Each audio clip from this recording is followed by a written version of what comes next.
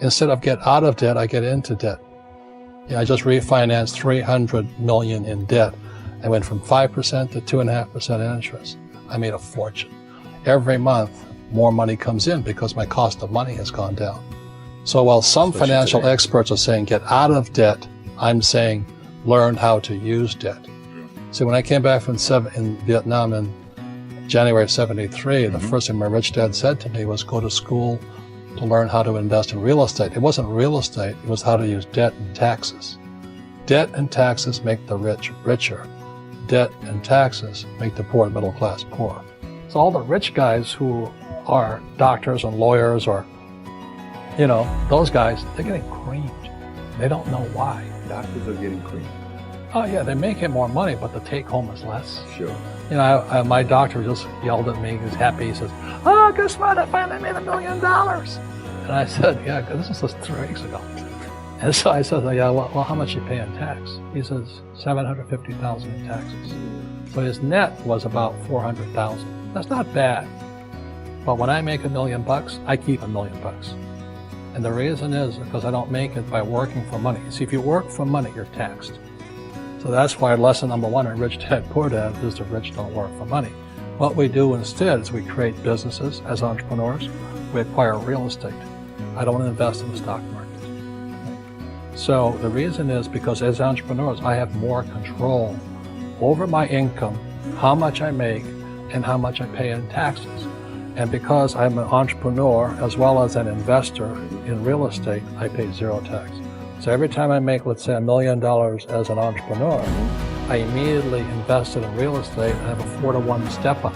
So I put $1 million in real estate, I get $4 million in the bank. That's why I love banks. But the banks are screwing everybody else, terrible. But it's good for me. That's why you say when you print, it's good for you, but when you print, it's bad for people that work for you. Because when you print, savers get creamed and people who work for money get creamed. When they print, debtors get rich. You see, debt and taxes make the rich richer, and debt and taxes make the poor middle class poorer. When we have obsolete ideas, we get obsolete results. So what's happening for most people, the idea of going to school, getting a job, working hard, saving money, getting out of debt, buying your house because it's an asset, investing for the long term, is obsolete.